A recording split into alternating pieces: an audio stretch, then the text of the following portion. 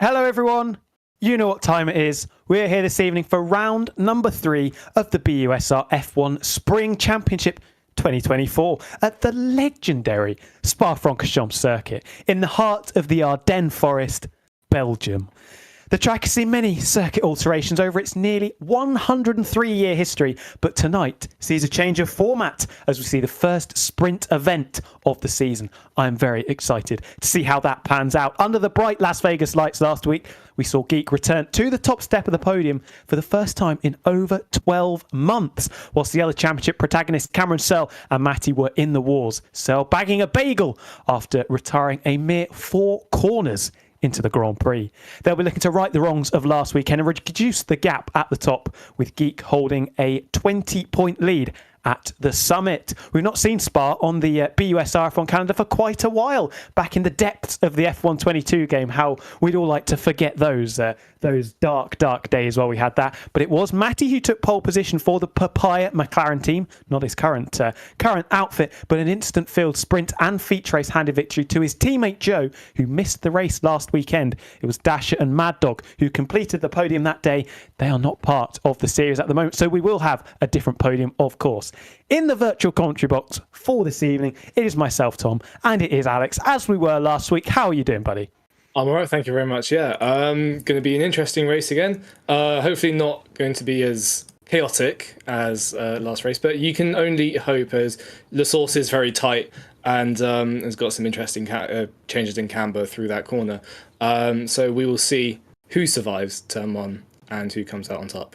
I think that's a good way of putting it. Who survives and who doesn't. I think we could be seeing a few T-bones, considering we've got 2 races as well. Going back into the past quickly, Las Vegas was crazy. Cameron Searle in the wall after 4 corners. Probably the moment, the biggest moment that I've ever had commentating on BUSR. And Matty was in the walls as well, got involved in a number of incidents and picked up some post-race penalties for his troubles as well. How do you think they're going to bounce back? They've got to make some sort of step forward. Obviously, with the drop round that you get, they could all write that round off as null and void. But that doesn't mean that they should do that at this moment in the championship, as we've got a long way to go, and we could see many people come through the standing orders and fight for that championship later on in this season. We just don't know so far yet. Well, the retirement leaves Cameron Searle with a lot of work to do. Obviously, one first time in Australia, which we didn't see, with the fastest lap. So that was the maximum 103 points. And then, it was from one end of the spectrum to the other, as it was a big fat 0 for him after that DNF, which leaves him with a lot of work to do outside the top 10 in the championship. And around over 80 points back from Geek at this stage. Geek, it was a momentous occasion returning to the top step. It's been a long time coming. Been flirting with sort of 3rd, 4th and 5th places for a long time. Hasn't managed to get over the line. And even though it fell into place for him, really, it was a dominant performance. Yeah, no, that performance that Geek pulled off there was incredible. Pitting for the first time without that safety car and coming out in front of his rivals of Matty, AD, and Alpha. Again, there wasn't really much of, say, rivals, but more of colleagues. They were there, but they weren't fighting him. They were fighting for the 2nd spot on that podium, which was an absolutely fierce battle between those 3 drivers. And of course, it's going to hopefully it will all smooth out, and hopefully we'll see some other returners to the podium, and yeah, we'll just have to see on that front. Well, the midfield fight was very intense and a little bit messy, it has to be said, at times. We also have Joe returning, missed last week, so that was 0 points as well, and had a bit of a scruffy opening round, only 6th place. So I know there's a long way to go. We've only had 2 out of 6 races, but 2 out of 8 races, sorry. But yeah, Joe's got a lot of catching up to do if he's going to win this championship for the first time. It's a possibility. I mean, he came close a couple of years ago, a couple of seasons ago. We don't speak of that. We won't so much mention the absolute atrocities that happened during that Abu Dhabi race after the safety car restart. 1 lap away from winning that. Obviously, Matthew Moomin coming through with that championship very well deserved from either of those drivers. Really, it could have gone either way, but yeah, it seems at the end of the day, Joe just got a bit caught out under that safety car. But you never know; he could definitely claw his way back from his little mishaps so far. He can seem to be a bit inconsistent at times, but I definitely am confident in his pace. Yeah, the peaks are certainly there. It's just lowering the troughs, if you like, and having a few less of those slightly scruffy weekends. But on to Spa, a fan favourite. It's probably not in the best condition in the F1 game. Some terrible curbs that have not been profiled properly at all. And I think the bus stop chicane is completely wrong as well. But as a circuit, you've got to love Spa. Yeah, it's one of those favorites where when you get it right, it just feels right. And the margins that you can pull out from other drivers in a race or qualifying can be massive as well, just because of how long it is. It's about 7 kilometers, which is too long in the FIA regulations, but they keep it in there because it is just that special. It's there because it's got the history, it's got the corners. Eau Rouge, Raidillon, bus stop, La Source, they're all incredibly famous corners which have seen many great overtakes and many great bits of action on them. And hopefully we see that repeated this evening, because obviously Las Vegas was extremely crazy, like we said, with Cameron Searle going. The midfield, well, it wasn't really a midfield fight, was it? It was for the podium. I don't expect those guys to maybe be quite as close as they were previously. You'd expect the likes of Cameron to be back, Matty to be back. You'd expect Joe to be up there as well. Geek, he came out from his final stop just ahead of the guys behind in the lead still. But that's 16 seconds in 6 laps. That's how hard they were fighting. We had quite a few post-race penalties applied, which did alter the order slightly. We had a few movements here and there. Do you want to just have a little run through of what the actual final running order was? If I can find it. Where is it? It is a long way away. I didn't anticipate that. Okay, so the final running order was in the end Geek to 80 to Aria, Baby Yagi, and then Alpha. So it looked like that Alpha and Unknown Relic got quite a few penalties applied to them, and they shot right down the order there. With, let me see. Oh, here we are. Alpha picking up a 10-second time penalty. Matty picking up a 20-second time penalty. Actually, sorry, I just want to mention that one as well. Alpha picking up a 5-second penalty. Wilson picking up a 10-second penalty. GMT USC picking up a 5-second penalty, and Wilson picking up another 5-second penalty. So quite a few penalties being applied here. Hopefully, be a little bit cleaner at the end of that.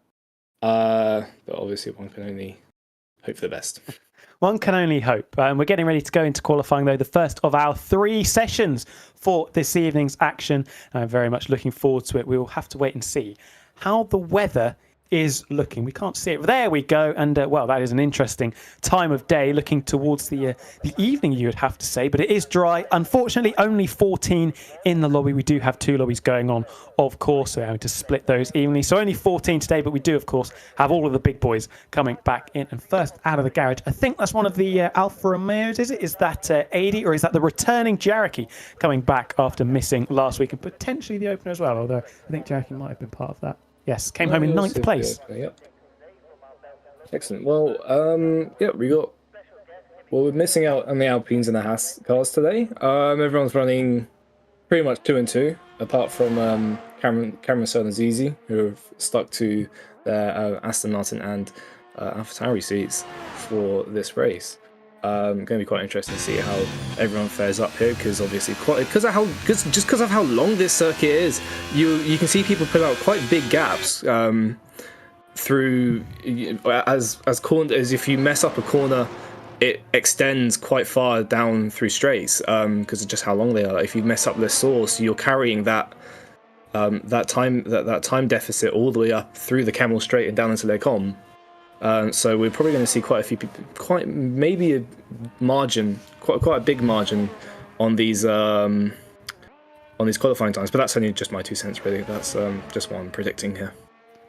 I think qualifying, certainly we are going to see some big disparity in times, just because it's a hard track to drive as well. I know it maybe, it doesn't have the walls like you would have in a street track, and it doesn't quite have the same corner complexes as you had in Vegas. Very tight corners, barriers right next to you, but it is a very difficult track to drive. You have to give it that, and obviously a legendary track to drive as well. But it is going to be Jericho who, unless they pull into the pits at the end of this outlap, will be the first driver to come over the line to start a flying lap. And do you want to give us a lowdown of how to attack a lap of the Spa-Francorchamps circuit? Well, yeah, it's quite a circuit where you've got quite slow speed corners and quite high speed corners as well. As Jericho's breaking at 100 meters, trying to use as much of that camber as possible, and up now to the very famous Rouge, and obviously the whole controversy of where is Radion, where is Rouge on this? Radion, actually. On this corner, the top of that circuit, the top of that corner is actually Radion, for everyone to know. And of course, this is the "Here comes Sebastian Vettel" moment here, as Jericho, of course, sets the purple sector as he's first out on track. We see a lap timer, please, for these guys as we come now through the no-name corner. Thank you very much for that. So yeah, it's going to be just to see what it's like out there right now. As now it comes through Coulon. That nice double apexing corner, very nice sweeping. Try to see if you can take it flat out, but it's not really going to be done so well. As now coming down through the end of sector 2, of course it's going to be another purple sector, but it would be quite a nice with 13.4. And now again coming up through to Blanchemont. Now all of this is flat out up into the bus stop chicane. Just try to hit those apexes as much as possible and not scrub off any speed, as now breaking at the 100 meter board once again for the full turn 19 and 20 of the bus stop chicane, and that is a lap of Spa-Francorchamps.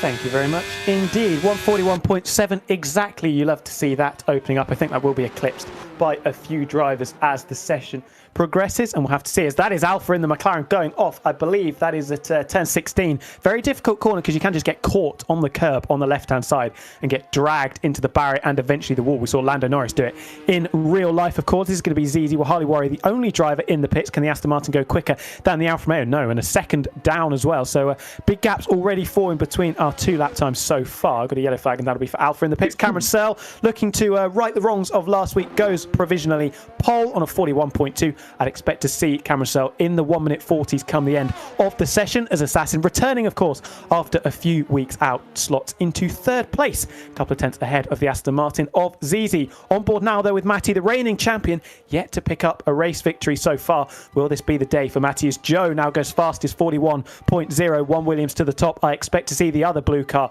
joining Joe out in front. Good reintroduction for Joe. Nice to see that he is on the pace immediately, but we'll see what that compares to with his teammate, the formerly known Matty Mumu. Just Matty clipping off the Mumu for the reigning champ. Are we into the 40s? No, 41.4. Probably a little bit disappointed with that, 4 tenths of a second down, but obviously a long way to go. Something that we're going to have to mention, because this is the longest circuit on the calendar, as Woolly Blobs jumps up into 5th. You've got to be very careful with your timings, because it's going to be very difficult to get 3 flying laps in. And Geek slots just ahead of his teammate, half a tenth behind Jericho. Yeah, you wonder what the fuel plans are, and just how hard they're going to push those tyres right now, because everyone's going to be thinking, well, you've only got 12 minutes left of this session. If you return to the pits, keep going out for a flying lap, and then doing a push lap, then you're going to be looking at wasting quite a few precious minutes off of this qualifying time here, as now people are thinking of maybe they pit again, go for an extended run, maybe 2 push laps, see what they can do with whatever ERS that they can have. Obviously, going to be using quite a lot of ERS around here on these long straights, so that management can come into play quite early on through your laps. Going to see how Cameron Searle approaches this, to be honest. I'm just thinking maybe he's a bit of a mental game going on with him right now, because obviously he absolutely bombed it in that in that last race. So he's maybe thinking, or does he step back a little bit and wait in the race? Tries to see where he can go. But this is qualifying right now, and that is for the race. But just putting that out there is possibly just thinking about where he's going to be come the race in about 20 minutes, about 10 minutes, 10-15 minutes or so. Absolutely. The top 5, as you would probably expect, maybe not in the order we came to expect coming into the race, with Joe leading out in front on the pace straight away, just under 4/10 clear of his teammate, with Cameron Searle planted nicely in between them. We've got this McLaren of Alpha getting out of the way for Wahali Warrior, the 2 drivers that are yet to set a flying lap so far, coming through the Fanier chicane and up towards Stabilo. We'll have to see what Wahali Warrior does. We come around the Stabilo corner, got to try and keep it within track limits. That is the perfect example of a commentator's curse.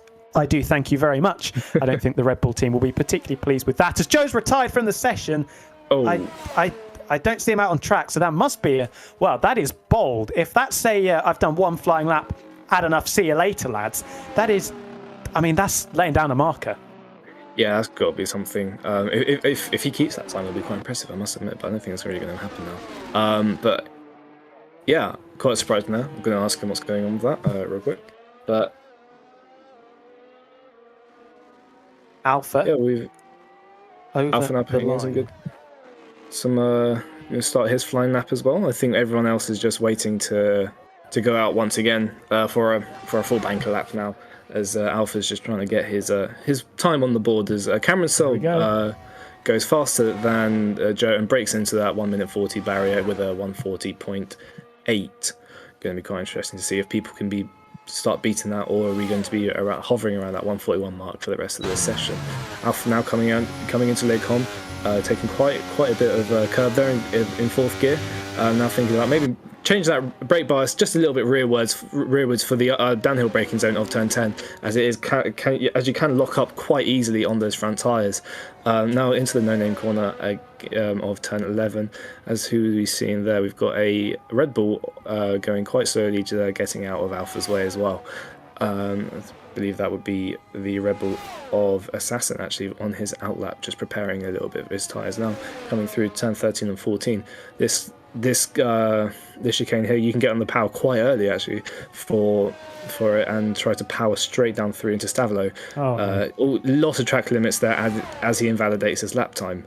Not what you want for this. Now probably going to think about maybe just about abandoning it and going out of the rest of the crowd, as everyone else is starting to make their way out of the pit lane. Well, it's been a hugely messy session for Alpha, you have to say. Going off on the first flying lap through turn 16 and now invalidating at the corner just before. So no banker time halfway through, but has still got 8 minutes of the session remaining. I think Woolly Blobs has backed out of this run as well, coming out of the pits. Oh no, this must have been an improvement, in fact, because Woolly Blobs has jumped ahead of not only Geek but Jaraki as well into 4th place on a 1:41.6. Very close to that battle from 4th down to 7th, just over a 10th of a second. This is Jaraki, the aforementioned Alfa Romeo driver, coming through the Fanier chicane. We'll see what improvement this will be for Jaraki as we go over the sector split time, and it is going to be, as we go through Stabilo, not telling me, purple in the middle sector and 2.5 tenths up almost. So it's looking pretty competitive. We'll get a nice helping hand of slipstream from the Ferrari of Geek. I think that is going slowly as well. So we'll have to see how many inroads Jaraki can make on Cameron Searle out in front. The target will really be to try and eclipse 2nd place Joe, because obviously the Williams won't be going out again. Attacking the bus stop, how much curb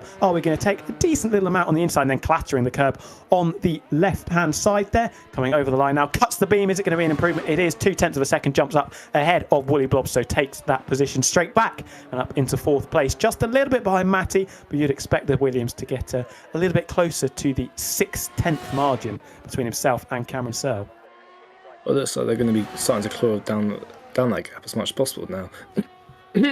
So, excuse me, as now we're starting to see people really trying to push their cars through the absolute max now, trying to take as much of that curb as possible, even though some of these curbs can be a bit deadly at times. As we've got Assassin J now coming down through, Blanchemont, as he is on, I couldn't really see his sector time there, apologies, but I think it was 4 tenths it looks, It looks pretty good, yeah. 32 coming through into the braking zone of the bus stop chicane. Probably going to be somewhere around the... Oh, well, everyone's around the 1 minute 41 mark, but maybe let's see if we can improve on that. And 0.8 quicker. That's a very good time as well. Indeed, from big improvements there from Assassin. Going up to P7 there, as now we've got anyone else on a push lap so far? So... I think he's on a push lap in the middle sector. Assassin, I was going to say, as Matty is just under, or just over half a tenth up. Sorry, we've got a Mercedes going slowly through the middle sector. Matty will be trying to get into the 141s. It's a lot of margin to make up on this second flying lap, and there's not going to be a lot of time left to go again once he finishes it. Geek further round the lap in the Ferraris, just coming up towards Blanchimont now as we ride with the Williams of Matty through Pouhon and up towards the Fagnier chicane, which can be very slippery if you attack the curbs on the inside. You've got to be careful that you don't give it too much of a bootful through the chicane and lose the car and do an Antonio Giovinazzi pitching it into the barrier. Through we go through Stabilo though, very close to going off track. Not a big improvement though from Matty, only half a tenth of a second. Geek has returned to the pit, so obviously made a little bit of a mistake on that flying lap, so will stay in 6th place, last week's race winner. We have to wait and see what the reigning champion can do. Not making the gains that you would expect, considering he's still 3.5 tenths behind his teammate and nearly 6 tenths behind Cameron Searle. Through the bus that we go, looked a little bit deep on the brakes, but slowed it down nice enough. Is he going to use the exit curb on the right hand side? Keeps off it, and it'll be a straight run up to the line, and we are nowhere near the 40s, and that will be concerning. Only a 10th improvement, 41.3. He's not even safe from the cars behind, to be honest. Just under 5 minutes to go. Maybe a bit of head scratching for the Williams team. Just to report, by the way, I've just received word from Joe here. He has retired in the pit lane because he wants to do a first to last challenge, last to first challenge. However, he forgot that he was not meant to do qualifying. Just to give you guys a bit of an insight there. I mean, he might as well start now because he's up in 2nd place. So yeah, I said to I've seen him mention that he is 2nd place and is looking quite comfortable in 2nd place right now, unless one of these guys gets a bit of a move on. Alpha obviously invalidating his previous lap and looking to right the wrongs that in that sense, trying to go out for a clean-ish push lap. He's got quite a lot of space in front of him to do so. So no toe, just straight, clean air, and let's see what you can do here. He's now just trying to warm up his tyres as much as possible as he goes through Blanchimont at about a third of the speed as he really should be doing it. Now, getting onto that ERS, full deployment, and starting his hot lap in a moment for you.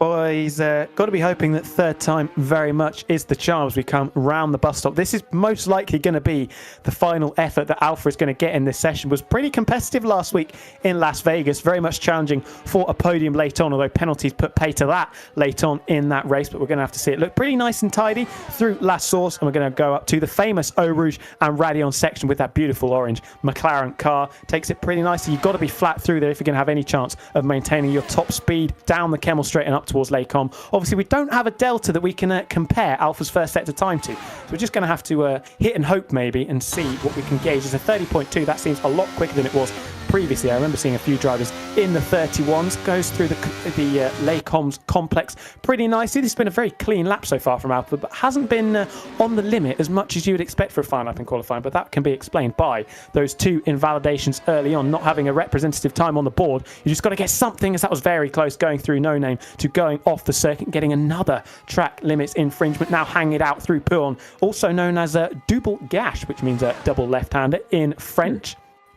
A little bit of a trivia knowledge for you there as we attack the Fagnier chicane now as well, avoiding the curbs on the inside of both corners so we don't do it an Antonio Giovinazzi as we come up towards the final sector now, attacking Stabilo as well. These curves can be very dangerous if you take them a little bit too high. It's not the best middle sector from Alpha, it has to be said. It looks a little bit like a cautious run, just to try and get a fairly decent time on the board. So I don't think this will be challenging, certainly not the top 5, but we'll definitely want to try and get in and around his team. You've got to be in the 41s if you're going to be in the top 10. Mid 41s will be a fairly competitive time. Through the bus stop we go, misses the curb on the inside but gets it for the second part, and now he's just going to be pulling gears up to the line, and it is only a 43.4. I wonder if that was with no battery used. No, he's turned the battery off there.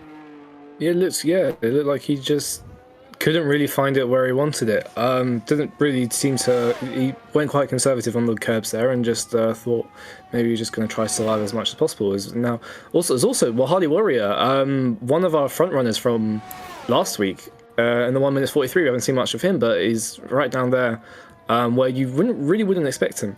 I've seen with AD as well, but yeah, this seems to be a very competitive lobby this week. So I'm genuinely not surprised. But yeah, we're starting to see some rather large gaps being pulled here, as Cameron Sells has got a 2.5 second gap all the way down to P14. And obviously with Joe leaving the session, he's got some margin. Looks like Matty's going out again. Try beat that time of 1 minute 40.8, but we shall see. As now we've got Alpha as well. I think, is he on another push lap actually, for that matter? Or is he just trying to return to the pits as quickly as possible? I think it looked really very slow. Yeah, I couldn't really see that. Couple of things to note. Woolly Blobs did go for another run, didn't improve, stays fifth fastest. That is not going to be good enough, you would imagine, to stay ahead of at least Geek, and you'd expect maybe Assassin, Ice Boy, and potentially Tom Hug to find a couple of tenths to eclipse that Ferrari. Geek going through La Source now. I think we've got a few of his rivals ahead of him on track, notably Cameron Searle, who's just come through the Eau Rouge and Radion section. We've got 15 seconds to go, so these are the laps that are going to have to count. Geek attacks the corner nicely. Got to keep it flat and not invalidate. We've got some yellow flags for people backing up. Those two McLarens are going to be very close to not making it around, along with the Aston Martin of Zizi. I think Alpha is going to return to the pits, but Tom Hug, I think, is going to be caught out by the timing here. 3, 2, 1, over the line we go. And Zizi didn't get round either, so only the top 7 plus 80 are going to be able to put laps in at the end of the session. Big blunder, and I think Woolly Blobs has backed out of it as well, going again. You can see through poo on the Mercedes there, lagging backwards, interestingly enough. Who is going to be first over the line? I think it's going to be Assassin coming up towards Blanchimont now, who'll be the first of our only 7 runners at the end of the session. What have we done? Well, Joe, actually, I forgot about that. Only 6 times. This is going to be a bit of a boring end to qualifying. Assassin over the line, jumps up into 5th place, finds a 10th and a half, 41.6 up into 5th. The 2 Ferraris push down a place each.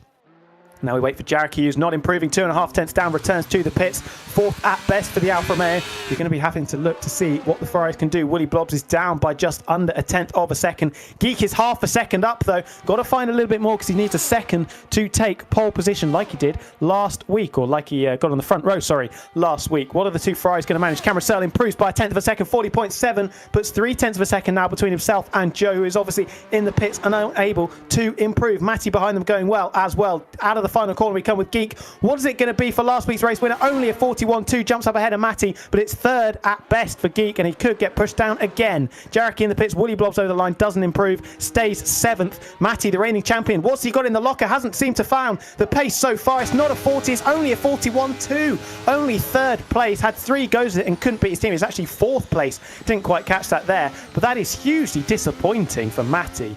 Only 4th and half a second down. Cameron Searle, as he was last week, miles ahead. Apologies about the camera. Let me just sort that out real quick. But yeah, that was a the gaps there were absolutely massive. Wasn't really expecting that. But we had quite a few. Thank you for that.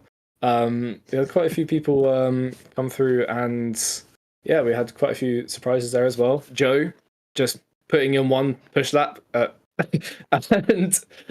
then just leaving. But he's starting 2nd, so we will see how things go from there. But of course, Cameron Searle putting an absolute flyer there at the end, improving by a 10th, 1 minute 40.7, and yeah, that was something else. Nobody got anywhere near him. Geek and Matty in the 41.2s, half a second down almost. And then, nobody else able to challenge. Cameron's got to be hoping that he manages to get through the opening lap this week. Didn't manage it last time, of course. We have got the sprint coming up, though, so stay tuned for that. And we also have the main, you can't really call it a feature race anymore, it's just the main race. The 50%, 22 laps. Sprint-wise, though, Matty obviously looking strong. They've got to be careful, though, because, of course, we are running 2022 sprint rules. So wherever you finish in the sprint race, that is going to set the grid for the main race. We don't have the new updated sprint shootout sessions, of course. So, yeah, this is it makes the sprint a little bit more important. Yeah, it's going to be quite interesting to see how people are going to try to play this now. As obviously we've got this the sprint here, which people could start making some rather bold moves into turn one, or we just see people start just trying to survive it. Really, you can go either way. My prediction is that people are just going to absolutely send it though. That they're going to see what they can try and do. Turn one turn one is quite a good overtaking opportunity for a race start, but we've seen it in 2018, we've seen it in 2012. People start going on top of each other, and we're just going to have to see which way the coin lands, I guess. Who's going to be upside down? Yep. Thank God for the halo. Thank God for the halo. I think that's what we can say. And just have to wait and see what happens, though. We have 5 red lights ahead of the drivers for the first time this evening. It is going to be... No, it is not. The lights have gone out, but we're not going anywhere. There we go. And we've got a safety car. Sorry? What's gone on here? Hello? What's happened? Carousel leads. That was so anticlimactic. We've got a safety car. And Carousel leads and Joe and Geek and Matthew. They're all going for it. Overtaking underneath the safety car. What on earth just happened there?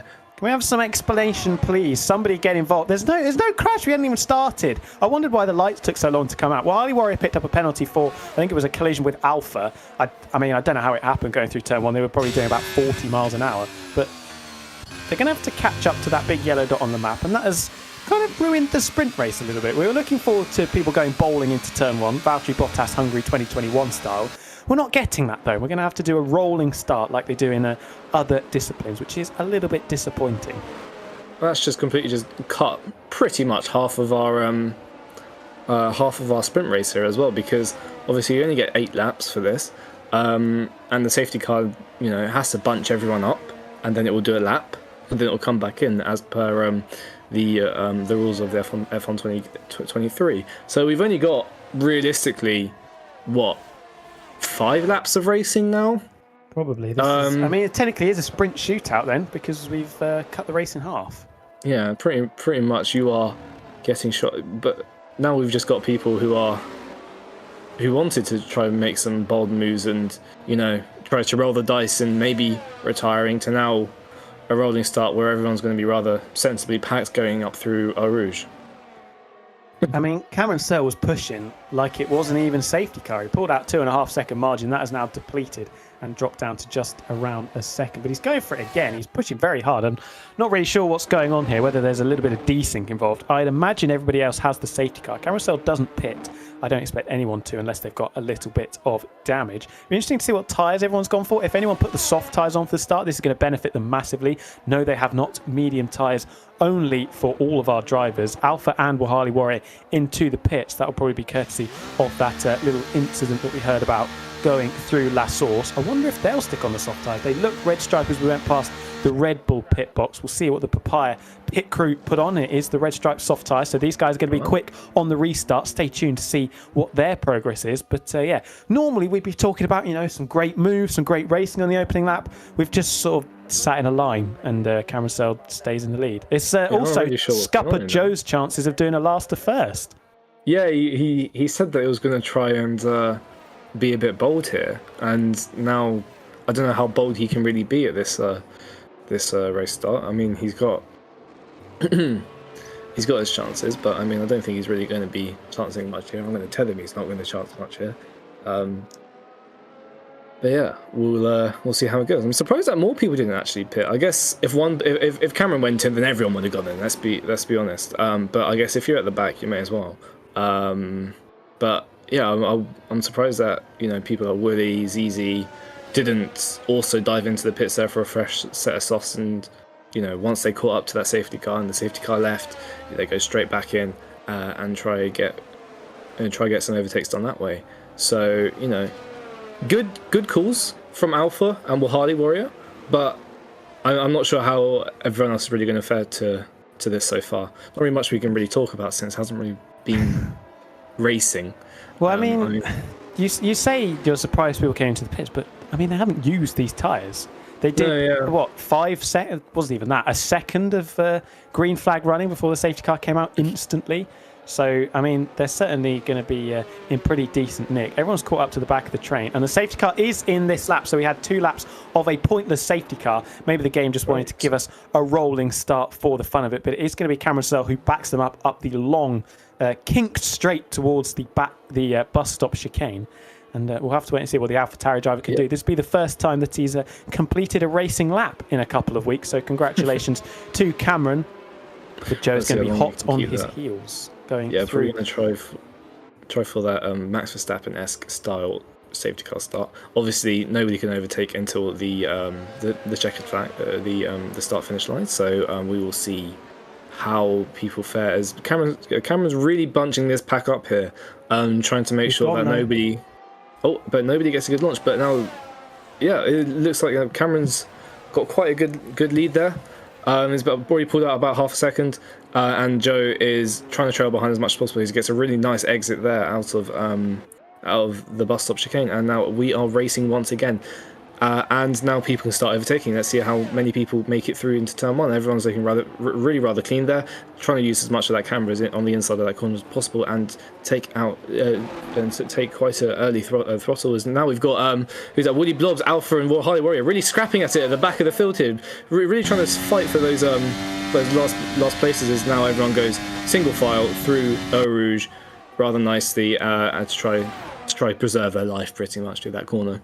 A little bit of a wobble, though, for Alpha going through Eau Rouge, and that will probably put Wahali Warrior in a great opportunity to try and get out of last place. The battle for the wooden spoon, as you rightly said. We're 4 wide going through Les Combes up the Kemmel Straight, and it is the Aston Martin that comes out on top. Willie Blobs has lost a couple of places down to 13th. The McLaren of Alpha goes through, and I think Wahali Warrior is probably going to follow through. No, doesn't think about an ambitious move into the long 10 hairpin, and might just hold on as well.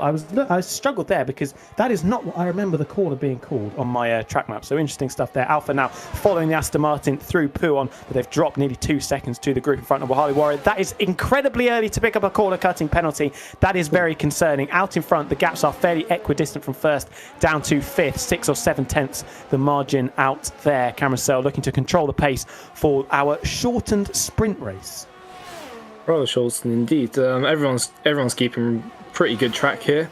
Nobody's putting out too much of a massive margin as it stands right now. As we got Cameron Searle, Joe, Geek, Matty, and Jarek rounding out the top 5 as they started as well. The safety car really has kind of put a bit of a spanner in the works for people's plans to try and move up the field here, and now they've really got to try and get their race on. And make up these positions in these dying laps of the sprint race. Joe looks quick. They managed to drop Geek out of DRS range, and he's only 0.3 of a second off the back of Cameron Searle. Could we see a swap for the lead as we go up through the Kemmel Straight? He's almost pushing him through Eau Rouge and Radion. This should definitely be the lead changing hands. Cameron Searle moves to the middle of the circuit, but he's going to be absolutely helpless as the Williams pulls alongside. Who's going to be last of the late breakers down into Les Combes? It's the Williams of Joe who moves up into the lead of the race. Cameron Searle concedes it and drops down into second. Geek hovering at around a second behind him. Got to make sure he tries to keep inside the DRS range as he brings Matty, Jareki, Assassin and Ice Boy along with him. Tom Hug dropping out of that 1 second window as well, with 80 right behind, and then Alhamdulillah sat in 10th for Mercedes. ZD Alpha, Woolly Blob still scrapping further back. Alpha trying to get this 11th place around the outside of No Name. This can't end well. It almost didn't. There was a little bit of wheel banging on the entry, but some respectful racing from ZD, giving the McLaren the room on the outside. And now around the outside we go through Pouon, and that is 11th place. I think Woolly Blob is potentially going to follow Alpha through as they chase after the top 10 places. A little bit of a jink over to the right from ZZ. Woolly Blob's unable to get that place. Yeah, those bottom 4 are looking really racy today as they're trying to just see as much, trying to see what kind of lines they can take through those different through those corners there, and just trying to really fight back at it. And now we've got Cameron Searle on the back of Joe, trying to see where he can make him move himself, and going side by side into the braking zone of the bus stop chicane, and Joe Cameron absolutely flies by in that braking zone as Joe just gives Cameron a little bit of a love tap on the rear there as well. There were definitely some games involved there. Joe thinking smart. DRS enabled this lap. He's going to get the help of the rear wing flap going down the Kemmel straight, and that is why he braked a lot earlier. The problem is this little bit of a scrap that's gone on. The tactics at play have allowed the group behind to stay right with him, and it's actually Geek who's closer to Joe than Joe is to Cameron Searle as we go through Eau Rouge and Radion. I think the Ferrari could be on the offensive. It could be 3 wide going down the Kemmel straight. We saw it a lot last week. Yes, we are going to be 3 wide. Through the middle goes Joe. Geek trying to come down the right-hand side. Cameron Searle's already miles behind them in third. As we go side by side for the second lap running, is Joe going to try and hang it around the outside? Yes, he does. Takes the lead back. Geek up into second place ahead of Cameron Searle. Matty sat just behind these top 5 and managed to pull away a little bit with Assassin dropping out of the DRS range. Geek looking to maybe try and get the lead of the race down into Rivage. That is what I thought it was called, and that has now been confirmed to me. Thank you very much, Track Map and Mr. Google. It is Joe that leads, though. Yeah, well, it looks like Cameron Searle was a bit of a sitting duck there on that Kemmel straight. That DRS working perfectly for Joe and Geek, and Matty Mumu just trying to see what he can do there, but just being a bit caught out at the end of that, and not making up any positions from Matty Mumu. Cameron Searle now is trying to attack Geek as much as possible through into the into Stavolo and see what you can do through this final sector of the racetrack.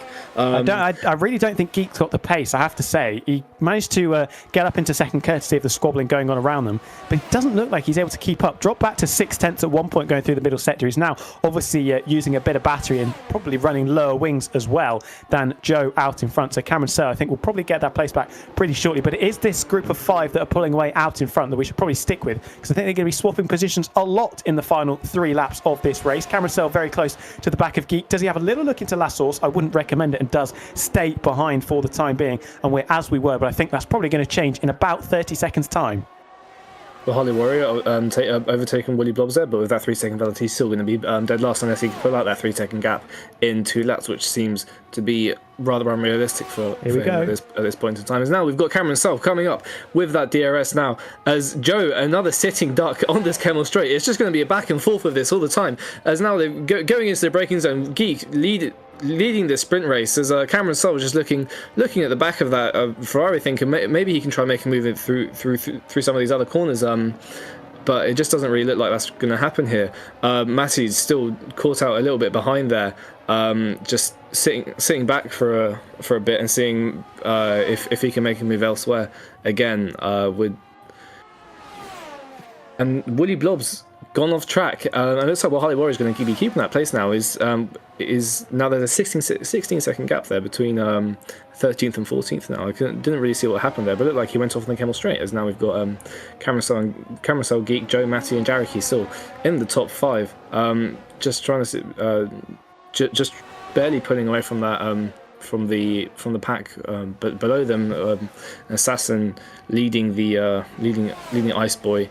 I wonder if we're going to see any games here. Sorry to cut in there, but we are very close as we go through Branchimont again. Cameron Searle, will he think to do the same thing that Joe did earlier? He stays behind going into the bus stop. Did have a little look to the inside, and that enabled the Williams of Joe just to have a little bit of a nip at the rear wing of the Alpha Tauri. But we're as we crossed the line to start the penultimate lap number 7. Obviously, it was cut short early on, but we're certainly getting the tactical, strategic battles that we were expecting as we go through La Source for the penultimate time. Battles over 11th, 12th and 13th, with Alhamdoulilah picking up a penalty. To the inside we go with Zizi up into 11th place. That looked late, but it was brilliant up into 11th place as the Mercedes slips down back to the leading quintet, or maybe quartet actually, because Jareki's dropped off the back of them. Cameron Searle over to the left-hand side. Defensive goes Geek. Got to be careful that he doesn't lose second place to Joe down the Kemmel straight and into Lake Combe. The Williams is going to try and hang it around the outside. Not enough spaces there. He manages to keep the front wing in there. Got to be careful of his teammate behind them. Matthew almost pushing his teammate through Malmedy, but it is as we were behind with the 2 Williams. But Geek down into second place.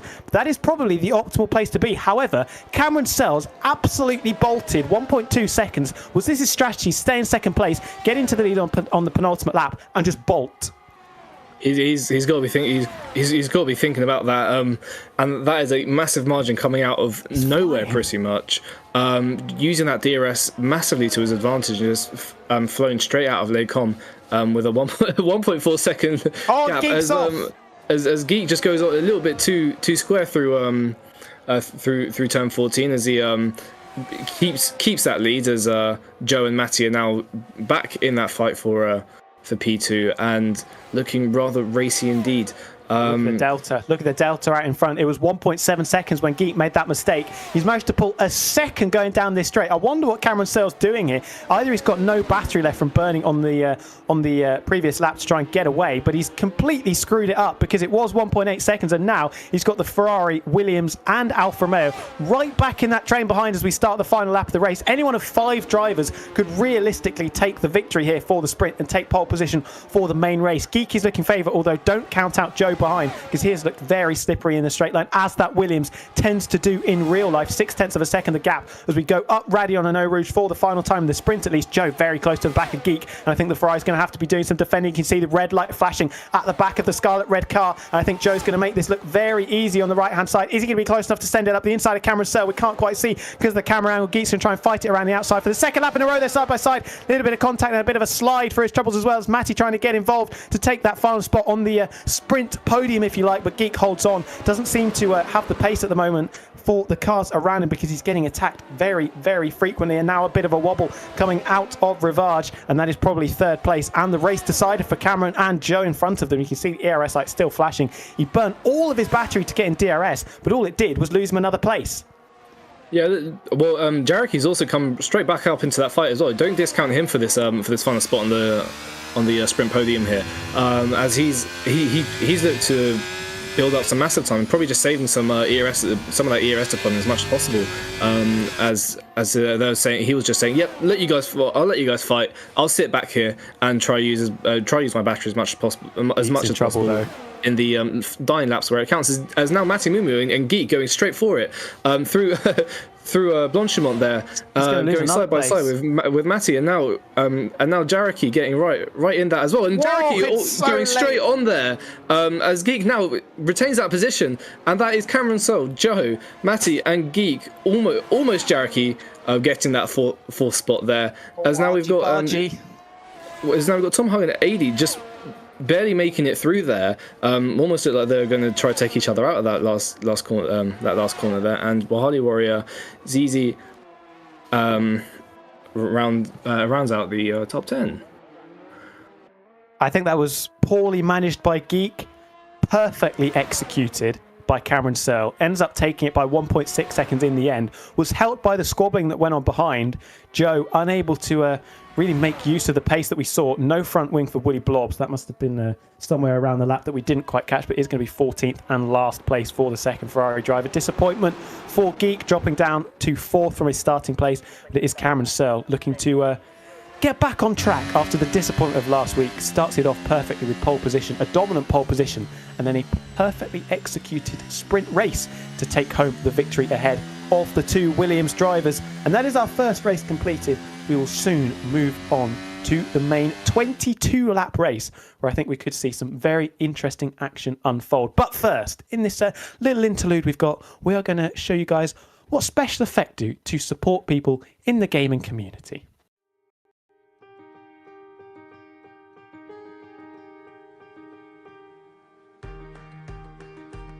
Nobody likes being left out. That's why Special Effect are helping people with physical disabilities to play video games. But this isn't just about having fun. The gaming setups we create are personalised, so people can play to the very best of their abilities. And that opens the door to inclusion and independence, confidence and creativity. Help us level the playing field and create more magical gaming moments. Because it's everyone's turn to play.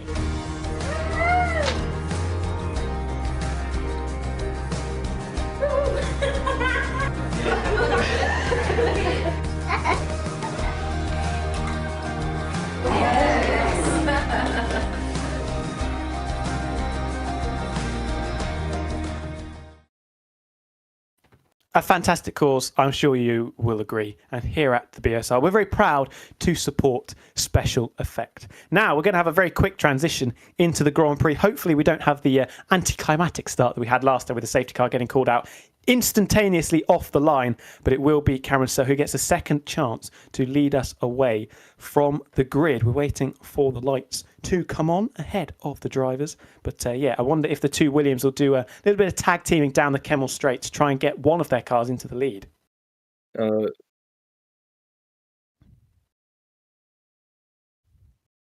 They'll try as much as possible to get into the rhythm of things here. As we really have no idea how Joe and Matty are really going to play this one out. Maybe they've got some, predetermined ideas that they could start pelting each other through. A bit of bump drafting, you never know. But Carousel's probably going to be looking in his mirrors quite a bit this race, and trying to manage that ERS as much as possible, because it looked like he had quite good ERS management during that sprint race. You've got to stay in the DRS of everybody else. If you get detached from the train, your race is ruined, effectively. So if we see someone like Matty or someone like Geek getting caught out early on, losing the DRS, it's game over. You're out of the fight straight away. So people are going to have to be very, very sensible with how they manage it. Like you said, ERS is going to be hugely important. We saw Geek make a mistake with that. He burned all of his ERS to get back into the DRS and then fumbled it on the final lap. Now we have 5 red lights ahead of the drivers, and it is lights out and away we go. Thank God there's not been a safety car, as Carousel points over to the left-hand side of the track to block Joe from making a run around the outside. But it's going to be the two Williams that are going to combat into turn one. A little bit of contact potentially as Matty tried to move up the inside and potentially opens himself up to an attack from the Ferrari of Geek behind. Swapping places for 7th and 8th is Tom Hug and Iceboy as we go through Eau Rouge and Radio, and it's Carousel only just ahead of the two Williams. You can see them there almost side by side, and Joe having to check up a little bit. He's under pressure, as is his teammate Matty. They're going to be 3 wide surely, the two Williams and the Ferrari. We've actually got the Alfa Romeo of Jareki trying to get involved as well. Somehow we're not 3 wide. This is not very realistic at all. We've seen it as Sebastian Vettel. Here he comes, but Jareki up into 4th place. Matty getting caught out by the little bit of a check up through Eau Rouge from 3rd down into 5th. But it's Carousel who leads ahead of Joe and Geek. Jareki making the most of that little mistake, but a little bit wide there through Rivage, and a little bit of contact for these troubles as well. Geek getting a little bit of a push from the Alfa Romeo behind, but stays in 3rd place. Well, yeah, it looked like everyone got a really good launch there as well, especially Carousel, who went straight around to the left-hand side and tried to open up turn one as much as possible. But Matty getting quite squirrelish through the entry of Eau Rouge and the exit of Radion there, as he almost lost 2 positions. Well, he did lose 2 positions there to Geek and Jareki, and now he's just sitting down in 5th and wondering what's going on now. But it looked like he was just pretty much going side by side with Joe and just had to concede that as taking a bit of a speed penalty through the Kemmel Straight. Very close behind Carousel. I think that's hard ties for the AlphaTauri compared to the mediums for the Williams, as we've got a yellow flag. Alpha's out of the race. Safety car now will be not good timing for the Williams. There is the safety car. I think there was contact with Harley Warrior. These two were scrapping late on for the podium places last week in Las Vegas, but they've come to blows on the opening lap. The McLaren is out, and the Red Bull has half a front wing and will return to the pits. And once again, we have an early safety car, and that has really saved Cameron Searle, because Joe was very much shaping up a move into the bus stop chicane there. Joe almost had that move actually, and could have probably made it, but now that's kind of screwed over everyone really, because if people are thinking about maybe trying to make that one stop now and then going on to the hard tyres and try to hang on to those hard tyres for the rest of the race, but now that's just completely gone out the window. But don't discount any rain, as it is quite grey out there right now, so we could see some patches of rain come down mid-race and really throw off the strategy of everyone, as maybe we'll see some spins and that, and people ending up in gravel traps and whatnot. Excellent point. If it is going to rain, I really question Cameron Searle's decision to put on the hard compound tyres. You'd think the mediums would be able to take you all the way to the rain, and I think he's going to struggle early on here. Those hard tyres are not going to be up to temperature, especially when the ambient temperature is so cold, because we can see how grey it is, and it does look tut a little bit like rain. Well, Harley Warriors bolted on a new set of hard tyres, as has Woody Blobs in the Ferrari, so they will be looking to catch the back of the queue on those brand new tyres, potentially going to until the rain falls, but obviously we don't know when that would be. We've got some overtaking, interestingly enough, between Zivi and Alhamdulillah in the 10th and 11th. I wonder if there's a little bit of a legal overtake going on. Well, Mercedes let back through by the Aston Martin, and we are as we were.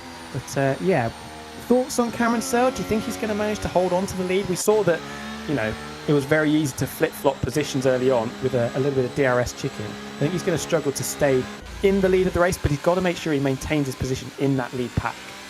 Yeah, he's got to get a good launch out of this out of this safety car ending here. But yeah, we just don't really know. He's got to keep those tyres up to temperature, otherwise Joe's just gonna bolt pass on those much grippier medium tyres. That bus stop chicane is going to really help Joe as well, as he's going to be able to carry a lot more speed through that chicane and then onto the straight just before the source.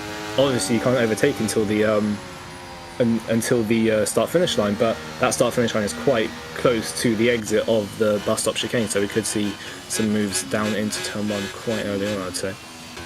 And Assassin on the soft tyres is going to be looking very racy. Those tyres will obviously still be in pretty good condition when the safety car does peel off into the pits. So Matty lost a couple of places on the opening lap, could lose maybe a few more, because I think Tom Hug and 80 are also on those red striped soft compound tyres.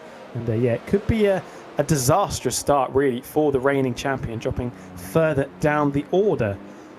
But it's almost like we have nothing to talk about, because we haven't had a lot of racing action. We had that contact between Wahali Warrior and Alpha, which we didn't manage to pick up. Wee Blobs, I'm not sure if they were involved as well in that little skirmish right at the back of the pack. But it is disappointing for the McLaren driver. His teammate, who had a bit of a stinker himself, Tom Hug in Vegas last week, is up in 7th, looking to I guess you could call it finish best of the rest, because you've got the top 5 who were pretty clear of everybody else in the sprint race, and it was that top 5 that we saw last season that were bolting away a little bit.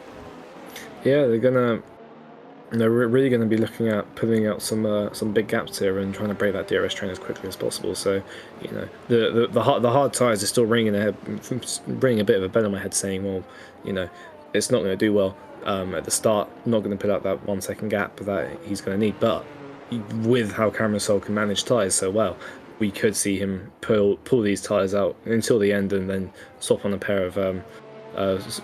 set of soft tyres and see how well he can bolt past through the rest of them. But it is going to be quite an ordeal for him to do so. Maybe that undercut will work a little bit, the overcut will work a little bit better with these lower dead conditions and cooler temperatures, but we just don't know yet.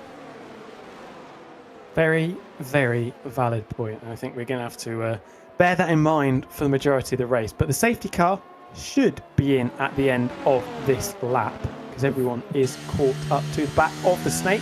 We've had 2 laps or 3 laps almost of safety car running, so Cameron Searle should be preparing to back the pack up for the second time this evening down the King Straight through 16, 17 of Blanchimont 18, and then up towards the bus stop. We haven't had the message from race control, and it's almost like I preempted it, as the safety car is going to pull off away now, and Cameron Searle is going to back the pack up. Now, he went pretty early previously. I wonder if he'll go for the same strategy again. You can see he's actually got a little bit of side pod damage there, it looked like, from the off-board shot. Interesting to note where that came from, but he's definitely going to be going slowly. I wonder if we'll go for the same tactic of bolting early to try and minimise the chance that Joe gets to attack him, because he's going to have to follow him at high speed through the bus stop chicane with the dirty air effects. That's definitely not a word. Dirty air effects. That's going to be pretty challenging. You can see how slowly they're going. The tyre temps are going to be slightly chilly, you would imagine, in these conditions, especially if they're the white-walled hard compound tyres. But as we come up through Blanchimont and through turn number 18, he has gone. So once again, Cameron Searle going early,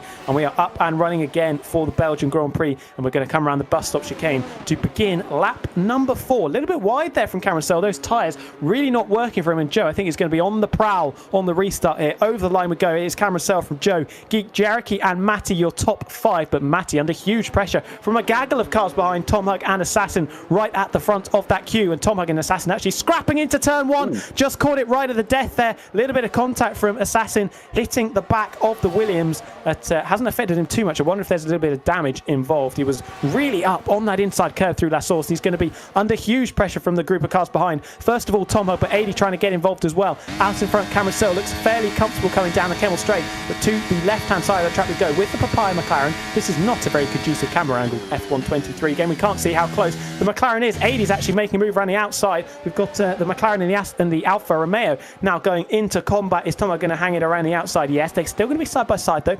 Down into Rivage. Can 80 force his way through? A little bit of barging as we go through turn number 10 and up towards No Name, and he manages to get it through. Aggressive stuff from 80, but very, very effective. AD and Tomahawk have just been at odds with each other this weekend so far. You know, both of them just trying to barge their way against each other. As Matty already dropped 1.7 seconds behind Jareki. Massive gap there. Only after about half a lap. That's a very nice frame. Yeah, absolutely lovely camera angle here, as we can see. Matty's off down into last place. What's going on? We can't see it. He's gone off through Stabilo, I think. We still can't see it. Oh, no, he's back. What's happened there? Oh. Massive lag spike. He's now getting overtaken by everyone again. We can still only see the trees, game. Come on. There we go. Assassin's gone through up into 5th place. AD's going to try and make a move. I think he's lagged forward again. What's going on? He's now behind the Alfa Romeo of Jareki on our screens, I think, as we come through the bus stop. Carousel with the fastest lap. There we are. What has gone on? It's like the Matrix has come among us. He's lagging again. And he's actually only half a second down. So all of that high blood pressure that I just caused myself by getting excited was completely for nothing. Woolly Bobs and ZZ swapping places into turn 1, and the Red Bull of Wahali Warrior follows the Ferrari through, although they're going to be side by side going up through Eau Rouge and Radion. I think Wahali Warrior is going to get that place. Out in front, though, Cameron Searle, we wondered how long it would be until he lost the lead on those hard compound tyres. Straight line speed looks pretty strong. And Joe, unable to pull alongside, stays behind for the time being and stays in 2nd place. His teammate on the move, though, just behind them, up into 4th, getting past Jareki as Matty. And after we thought he was out of the race, down into last place, thanks to the nice view of the crane. Well, he's actually got back through Jareki. The view of the crane obscured what was a little bit of a glitchy 30 seconds or so. And they're still side by side. Matty's off the road and there's contact. Ooh. I hope that's actually real this time and not some kind of aliens going on. No, he's lagged back in front of him again. Can't keep up with this at all. I don't know. What is going on here? We had Jareki just absolutely slammed into the side of Matty, then Matty all of a sudden just teleporting straight back in front of Jareki. So I'm not really sure what's going on anymore. But Tomahawk and AD looking really racy once again. As both of them seem to be right on each other's tail for the entirety of this race so far. Coming through Stavilo now and just trying to see what they can really put out against each other here, as Tomahawk will be in DRS range, and however AD will not be in DRS range unless can pull that gap back in front of behind this Assassin to 1 second and just try to stay within that fight there. Matty's lagged backwards again, by the way. And Matty's coming back through and everywhere. Jareki picking up a penalty there for, I believe it was probably contact. I don't think that's very much deserved for Jareki, because I think it was from Matty's. Okay, my bad then. I thought that was for contact with Matty, repeated contact with Matty there. As Joe now is coming up through the Kemmel Straight and looking very racy indeed with DRS, making that quite a nice overtake indeed. And now as Camera sells a bit of a obstacle there for Joe with that DRS through there. That's late on the brakes from AD, and he clashes into the Mercedes. That is an overambitious attempt at an overtaking manoeuvre, and surely that's going to be a bit of damage. The Mercedes of Iceboy has very much come off worse. I think AD will be feeling the wrath of not only Iceboy but the stewards after this race, because that was not a particularly well executed overtaking manoeuvre down into Les Combes. Costs him a couple of places, costs Iceboy a lot more. I said that AD and Tomahawk were getting a bit racy with each other. I think it's just AD that was just being a little bit bullish with the move so far. As Iceboy has really dropped to the back of the field here, and probably with some wing damage as well. I think we saw a bit of hooking there, and a nose come into that into that equation as well. As Wahali Warrior is just trying to see where on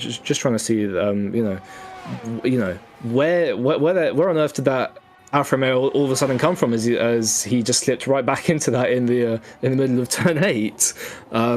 So we shall see, as Cameron Searle looking for that DRS overtake against Joe, as hopefully he's got enough battery for this. As now we've got 2-3 wide through the bus stop chicane, and now we've got Wahali Warrior just saying thank you very much, and I'm going to take both of those positions and put myself back up into P10 all of a sudden. Very weird racing lines, not ideal. ZZ commits up the inside. I think he might have smashed into the Alfa Romeo. Yes, you can see the Aston Martin going wide and losing that place down into 11th penultimate position on the grid. Out in front, we're going to see a swap for the lead once again. Cameron Searle with the helping hand of DRS up into the lead of the race. We're going to see this continue over probably the next 15 laps or so as Joe dips that back down into second place. Matty, it says, is just right behind them as Wahali Warrior nearly clattering into the side of AD there, trying to get back up into the slipstream of the Alfa Romeo.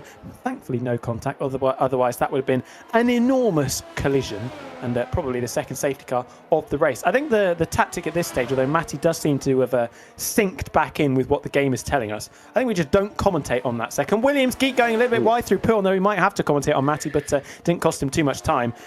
A lot of the time, Matty just sort of isn't where we think he is, and Joe's actually dropped out of DRS range with Cameron Searle out in front. This could be crucial for the way that this race plans out. The hard tyres probably a little bit better than the mediums at this stage, and Cameron Searle's got to cash in.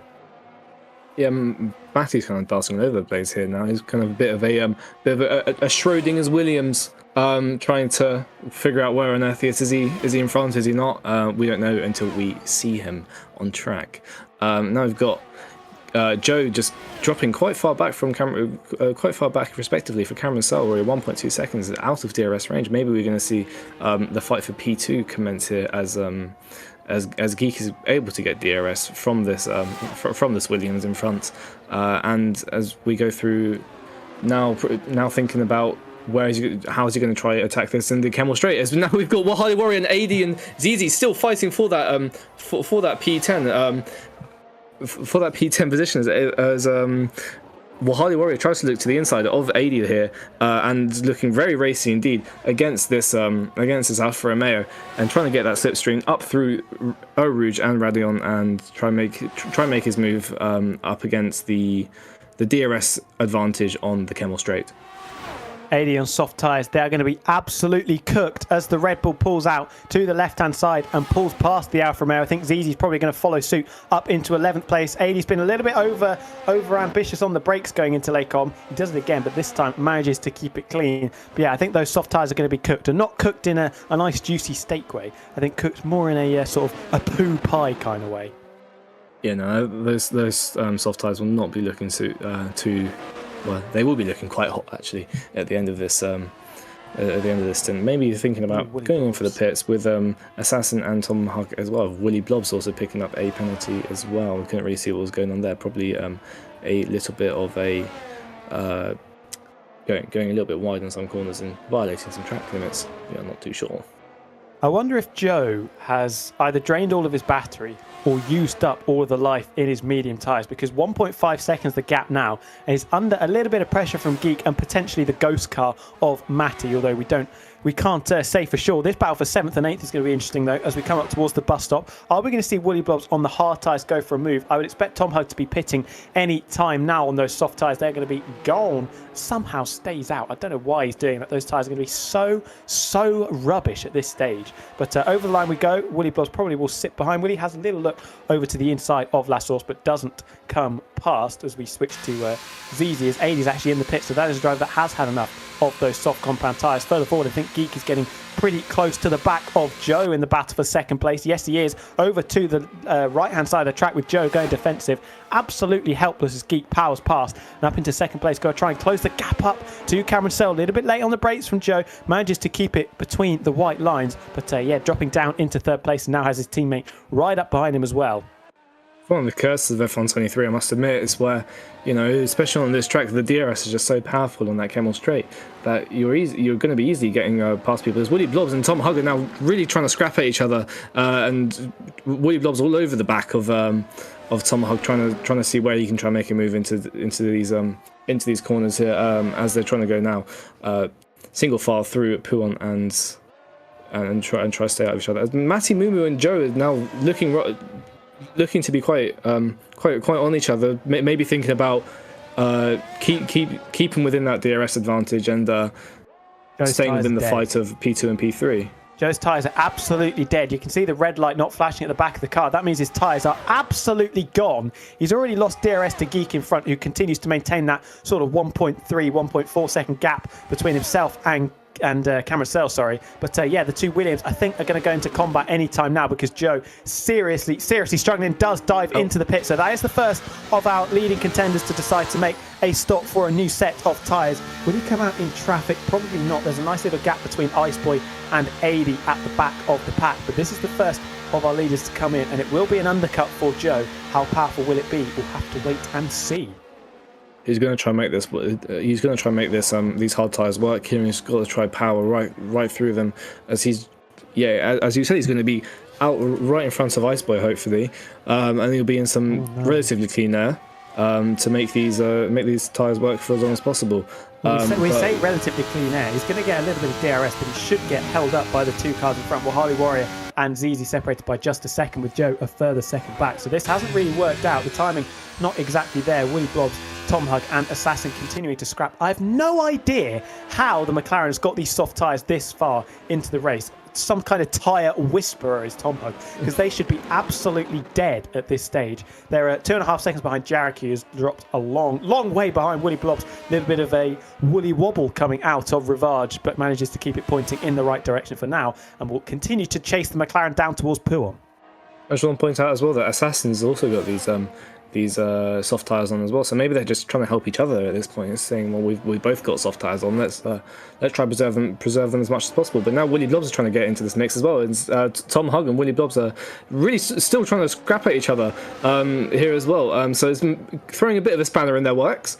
And now they're thinking, well, these soft tyres aren't going to be working so well, as Willy Blobs is getting a much better exit out of Stavelot and into Blanchimont, and it's going to make that move hopefully rather easily around there. As as Willy Blobs has gone right the way wide through Blanchimont, and is now right out of shape to make that work through the bus stop. As now Tom Hug and Assassin have dived into the pits. More importantly, though, Geek in the pits, so we've got to see where he comes out in relation to Joe. How much time has the Williams been able to make up with the helping hand of that undercut? We've got to see. Here is the Ferrari coming down pit road. Where is the Williams? I think Geek is going to be comfortably behind as we come out of the pits. Where is the Williams? No, they're going to be pretty much side by side as we go over the line. Through goes Joe, the undercut working perfectly, but he's going to have to try and negotiate the moving chicane, if you like, of the Red Bull that has stayed out. Well, Harley Warrior, so Joe's going to try and have to get past fairly soon, and I think he's going to make light work of the Red Bull. Geek is going to have to follow through, as he does nicely to the left-hand side. Should swing it around the outside of Lecom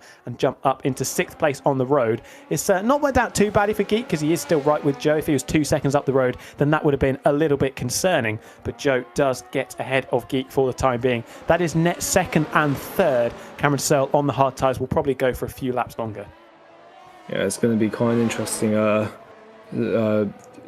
course of strategy here for Jareki and Matty. They're going to stay out for a little bit longer. They have to be going into the pit soon, because those tyres must be almost completely dead now. I'm interested to see how the Cameron Searle and Geek's pace is going to fare to the rest of the pack as their tyres start falling for now as well. Maybe they're going to try go for a little bit longer in those hard tyres. Maybe make it until like lap 15 or something. Maybe even longer, and try boot on a fresh set of soft tyres if they have any still available to them. Well, that is probably Cameron Searle's strategy, you would think, unless he wants to play it safe and go for the mediums. Although the mediums didn't look that great, to be honest, when we saw them right at the end of the stint. Joe losing a lot of time on those worn medium tyres. Matty has stayed out, but is oh no, I think Matty is in the pits. We don't have the graphic coming up at the side of the timing chart, but Matty is into the pits, so that is the third leading contender in as many laps to decide. Now is the time for a new set of tyres. It is the white striped hard tyres, should come out behind Joe and Geek, and probably a little bit of a way behind. Going to come out in traffic maybe with Harley Warrior and Zizi. We'll see as we come out of the pits. There goes Geek. Thankfully for Matty's race, does come out ahead of the squabbling Red Bull and Aston Martin cars, and is 1.7 seconds behind the two in front, although that will probably leak out a little bit more as he tries to get his tyres up to temperature. The battle for fourth on the road. This is net second place. Geek is going to try and get this place from Joe. To the middle goes Joe to defend. Up the inside goes Geek. This should be easy as you like, although Joe once again is late on the brakes around the outside of Lecom, but absolutely nothing to answer with, and the Ferrari gets ahead of the Williams. What a legendary battle, Ferrari versus Williams, but it is the red car that it is the red corner that wins out this scrap, and the blue corner dropping down into 5th. Yeah, well, it looks like it's going to be quite interesting as well with Cameron Searle. If he pits right now, he'll come out pretty much just around where Geek and Joe are. So that he's going to have quite a ordeal on his hands to maintain that lead. But I feel like he can probably do it here as trying to take advantage of these fights down the grid as much as possible. But yeah, well, it looks like, well, it seems that Joe's pulled out quite quite a margin against Matty, where he's not within any threat of DRS, so he can attack Geek freely here. But these two have got to be thinking about, well, if they start working together here, they can try to put out as much of a gap to Cameron Sell as possible. As now Cameron Sell, now we'll see where Cameron comes out against these two drivers. Hopefully he retains that lead, but I don't think the overcut has worked for him that well. Well, he's gone long in the race on the hard tyres. They seem to work out pretty nicely for him. We're going to see where he comes out with respect to his main rivals. Says he's behind Matty. There goes the Ferrari. Which Ferrari is it? It's Willy Blobs. Then comes Geek and Joe. He is behind them in 5th place, but he's right on their tail. And this has worked out for Cameron Sell. He may be behind them and has lost track position, but it's going to be only a matter of time, you would think, before he gets past both of them on those brand new medium tyres. And it could be as soon as the end of the Kemmel Straight, but I think Joe's going to be a little bit too far ahead. Will there be some team orders for the Ferraris? Geek trying to get his teammate out of the way. Willy Blobs doesn't move over. This is compromising Geek as we go through the middle sector. Cameron Sell a little bit deep into Lake Comps, but it's Geek that's really struggling behind his teammate. Willy Blobs has got to get out of the way and does. He'll be hoping that he can hold up Joe for him as well to give Geek that little bit of a buffer. And yes, doing that perfectly. A little bit of a Ferrari team play going on there. This is definitely the not the Spinala tactics that we've seen previously. Joe's going to go up the inside into Pouon. Brilliant move on the fresh rubber, and Cameron Sell follows through as well. And Matty, you can see in the back of shot as well, catching up to the Ferraris, lost 3 places in the space of about 3 corners. It could be 4 very, very shortly. Well, yeah, it looks like... Oh, Cameron's well wide there.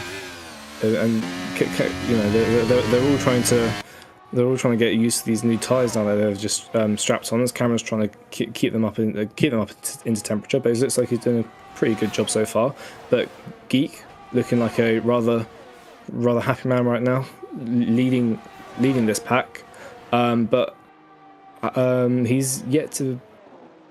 Is he yet to pit? I can't remember now. How old are his tyres so far? Well, it was Joe that came in first. Willy Blobs with a spin or a half spin coming out of the bus stop chicane. And that is going to drop him way down. Up the inside we go with Cameron Sell. I think there's a little bit of contact at the apex of La Source. It was an ambitious move up the inside of Joe. Hasn't worked. Stays behind the Williams for the time being. Joe's going to get DRS down the Kemmel Straight, but as is the AlphaTauri behind. And Cameron Sell is looking very racy behind the Williams. I think he's trying to get this overtake done as quickly as possible, using the most of his brand new medium compound tyres. To the right-hand side he goes. He's going to get the squeeze easy from Joe. Got to be careful because they're 3 wide going down into Lake On. We can't see what's going on. And it's Geek and Joe that are off into the pickets. Geek flying through the grass on the exit. We weren't able to catch what happened. Cameron Sell and Matty soldier on through. It's Geek and Joe who come to blows once again, like they did at Mexico last season. We didn't quite see what happened. We just saw them 3 wide on entry. I think Cameron Sell may have done the sensible thing and backed out, but Geek and Joe getting caught up in the moment a little bit as they both got 3-second penalties as well. And I think they're both still going to be side by side going down to Pouon. Are they? No, the Ferrari stays in front, but he's got half a front wing. Well, yeah, and now Joe getting right on the inside, but Geek has got barely any front end downforce now, as Joe's going to be able to fly right past Geek. But now, it's just what on earth happened there? You know, they were 3 wide, and then all of a sudden they come out at the end of that corner, and all of a sudden 2 of them are in the grass, and Geek's pretty much halfway up in the air. You couldn't really see what happened there, but yeah, well, now Geek's just lost his front wing. He's pretty much ruined his race at this point. And now we've got Iceboy and Harley Warrior battling for that second to last position there. Looking quite racy so far, actually. As both of them going quite well side by side through Stavilo, and giving each other quite a bit of room and respect here. Battle for the wooden spoon. The Red Bull going off the road there, and is probably going to keep the pace. It looks like they're doing about 1,000 miles an hour from the way that they're jinking around. They're still side by side through Blanchimont. Who's going to win out as we come up towards the bus stop chicane? Jareki in the pits, along with both Ferrari cars. Mounts the curb on the inside, does Iceboy, and that is not going to be conducive to trying to get this place. And it is Wahali Warrior. Finished inside the top 4 last time out. Might have even been on the podium, down in 11th place now. Willy Blobs coming out in last place. Geek down in 10th on the new soft tyres. They've got to be praying for a safety car at this stage. Yeah, no, they've got to be looking at other options here, because there isn't really much of a recovery for Geek at this point. But Joe making his way back up into P3 as Jaraki is now pitted and onto those soft tyres. And quite a few of those back runners actually are onto the soft tyres and trying to make it work as long as possible into this race, trying to see if maybe they can make some moves against the people a little bit further up in the grid in the field right now. But it looks like it's going to be Carousel, Matty, and Joe. Joe already has a 6-second lead against Assassin, so it's looking quite happy with his 3-second time penalty. Although you can never discount Assassin picking up the pace a little bit, maybe using some of his ERS deployments as in the dying laps of this race. Jarek as well, got to be careful of the Alfa Romeo on the brand new soft compound tyres. Will be closing on this pair at a rate of knots, you would imagine, but that contact has kind of ruined the battle for the lead, really. It was a 4-way scrap, and now it looks fairly regulation out in front. Cameron Sell 2.5 seconds, and that is ever increasing the gap between himself and Matty. Joe is I think he's a little bit slower than Matty at this stage as well. Older tyres, potentially a little bit of damage sustained from that incident. Is actually being caught by Assassin on the younger, faster, medium tyres. So it's not worked out for Joe. And, I think Geek has probably got something to say about that, because he very much came off worse. It's been a bit of a disaster class for the Ferraris. They were 2nd and 3rd at one point, where they were employing the team tactics. Now 10th and 13th. That is a typical Ferrari. I would like to see the onboards of this of that collision there. Need a replay feature. Yeah, hopefully one of those two was recording there, and I thought the stewards would also be wanting for that recording as well. To be honest, seeing whoever caused that collision and is actually deserving of that 3-second time penalty that was applied to both of the drivers there. As now we've got Willie Blobs and Harley Warrior scrapping at the back. It looks like so far the best and cleanest races have been towards the back of the field so far. As both of them are giving each other quite a bit of room. Hopefully, okay, we're okay on that front. It looks like they're going rather well through the through that corner.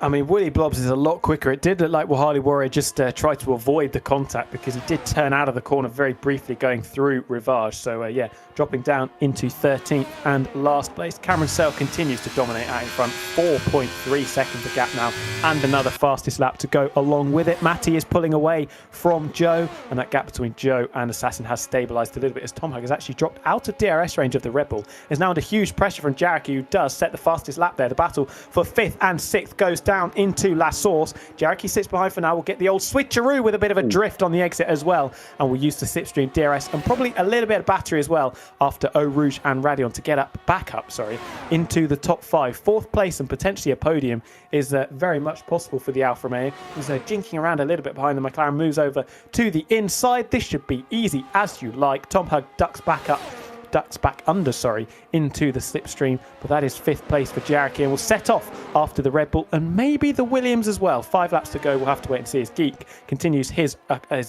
assault on the top 10 places. His recovery drive gets up into 9th and will pretty shortly be 8th place, you would imagine, as well. Yeah, Jaraki looking like he made quite a good strategy call there, pitting quite late after those hard tyres and going straight onto the soft tyres, looking to be rather carving through this field, and you wouldn't discount him taking a fourth position here, even with that 3-second time penalty. He could definitely finish 4th on track quite easily. As now we've got Almadulia, apologies, fighting against Geek and Zizi, trying to also get into that fight as well. But it looks like Geek's just being able to hang on quite well here, given that unfortunate collision with Joe. And now I've got Jaraki and Assassin as well, fighting. Already pulled up to the back of that Red Bull quite quickly there, and is now fighting for P4. With those soft tyres, with relatively young soft tyres for that matter, and going right behind into that slipstream of the Red Bull, and going to be lining up for a move on that Kemmel straight with as much ERS deployment as feasibly possible. wanting to do it before then. Had a look around the outside of Eau Rouge. That was bold. This is going to be much, much easier for the Alfa Romeo. Up into 4th place we go with Jareki. You'd expect him to pull that 3-second margin to Assassin in the closing 5 laps. But yeah, good overtaking from Jareki up into 4th place. Geek, as we saw earlier, picking up another 3-second penalty, 6 seconds to his name as well. As Cameron Searle picks up a penalty. It won't change his position, of course, because he's 7 seconds out in front, but that is a little bit surprising. We've got a squabble continuing between Iceboy and Zizi down into Lecom, and the Aston Martin just run out of road. It's actually Alhamdulillah, in fact, in the second Mercedes rather than Iceboy. But yeah, Zizi run out of road on the exits, thinks I'll probably avoid a collision here, and stays in 10th place for the time being. It looks like everyone's going to hopefully start settling down a little bit more now, and start thinking about the where they're going to be come the end of lap 22, instead of trying to make a risky overtake work on lap 18. As now we've got Zizi and Almadulia trying to really go at it now, as Geek's already pulled out a 4-second gap out of I don't really know where, actually, for that matter. Brand new not sure soft tyres, that'll be where. Yeah. Yeah, Comes easy though. But he's coming up, round through Blanchimont, going to make that move stick. Almadulia is on the outside. Almadulia is trying to make it work, and he makes it just stick just that little bit more than Zizi through into the bus stop chicane. Very, very nicely well placed indeed from the Mercedes driver there. But now Zizi's got a nice run through up into the source and trying to see where he can make that move work into either the braking zone of turn 1 or through to the braking zone of top turn 7. And I've got 80 and recovery up into 7th ahead of 80. And if we can return to that battle that we were looking at behind there, 80 might fancy his chances of trying to get 7th place back from the Ferrari. That is exactly the worst camera angle that we could have possibly been given by the game, and that's probably equally as bad. Geek drops back down into 8th place, falls behind the Alfa Romeo again. Battle behind Zizi has got ahead of Alhamdulillah. Finally, the Aston Martin on the soft tyres gets ahead of the Mercedes on the hard compound tyres, and that is 9th place. Can set about trying to catch the cars in front, although it's probably the maximum 9th place that Zizi is going to get, and actually Iceboy is catching them pretty quickly behind them as well. I feel like Zizi will be okay with a ninth finish here, since they finished 10th last race. But obviously we will see how that goes so far. Finishing 9th gives you 68 points, and that would be quite a good place to finish for the championship position in hand so far. But now we've got 80 and Geek trying to scrap for that 7th position as much as possible. But it looks like it could go either way here. But Geek, with those much fresher soft tyres, probably going to be putting out this. Putting out away from 80 on track, but with that 6-second time penalty, I don't think he's going to make up 6 seconds in 2 laps now. Gets through it the second time of asking, but yeah, quite a big effort to try and pull the 6-second margin in 3 laps. He's already pulled a second, so don't count Geek out on those new soft tyres, but yeah, it's going to be quite the mountain to climb. Out in front, 8.1 seconds the gap between Searle and Matty, and then Joe still 5 seconds behind. Jareki's not pulling away from Assassin, so will most likely drop back down into 5th as long as the Red Bull doesn't make a mistake somewhere in the last 3 laps or so. Geek is he's probably not going to be able to catch Tom Hug at this rate. 1.5 seconds the gap now, so Geek very much motoring. Aidy's going to try and keep his foot to the floor to get that 7th place back with that penalty. All of these drivers here are going to be thinking about where are they going to be finishing with these given time penalties. Joe and Jareki, they've both got 3-second time penalties, but obviously, it looks like Joe's going to be carrying on with that P3 there and finishing on the podium, hopefully, as long as he doesn't make any mistakes at the end of this Grand Prix. And I've got Almadulia and Iceboy just within each other, as Almadulia is now trying to be fighting Zizi once again, trying to make a move stick around any point of this track. It looks like any point of this track now is a good overtaking opportunity, but obviously the Kemmel Straight is definitely one of the favourites for a cleaner overtake with DRS. Actually, I say that and Geek and Joe, but we discount that. No, we don't. We don't speak of that. Apart from we're going to try and find out exactly what happened. Yes, exactly. But further now we've forward. got. Oh, sorry. Go ahead. Go ahead. Now I've got Zizi and Almadunia really trying to go for it now, but not really seeing where they can really make the move here. But with that 0.6 second gap, and we'll try again next lap. Penultimate lap, and Jaraki has managed to extend the gap a little bit ahead of Assassin. It was up at 2 seconds. I think the Red Bull might be running slightly lower wings because that has now dropped down to 1.6 seconds on the Kemmel straight. Out in front, 9 seconds. It's very, very straightforward for Camel Cell. He is weeks ahead of everybody else. Probably end up finishing in a different postcode to Matty in second, and that gap will most likely be over 10 seconds when we hit the flag, but an uncharacteristic corner cutting penalty will drop it down a little bit. Joe, that's that gap stabilised, and Jaraki not really catching them as well. Geek is halfway there to keeping 80 outside the 6 second time penalty window. 3.4 the margin, got another lap and a half to do it. Yeah, it looks like everyone's really going to start settling down now. But you never know. People just going to keep it clean now. Cameron Cell just needs to keep out the barrier, so does Joe and Matty. But yeah, Jaraki's not really in much of a rush to close that gap because he knows he can't really close it. Yeah,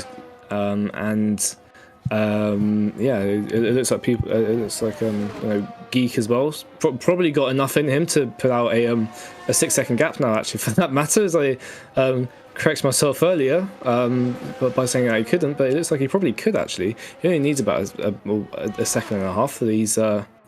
He's almost got it, I'd say. So he's definitely likely at this point to be clinching onto that 7th position there. As 80 will probably start to pick up the pace as well.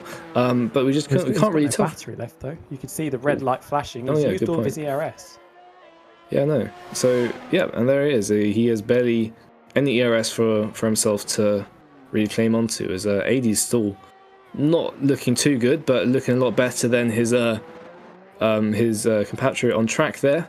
So we will see how it fares out. Maybe Geek just tries to recover as much as possible and then use it all on the final sector as he goes flat out through there.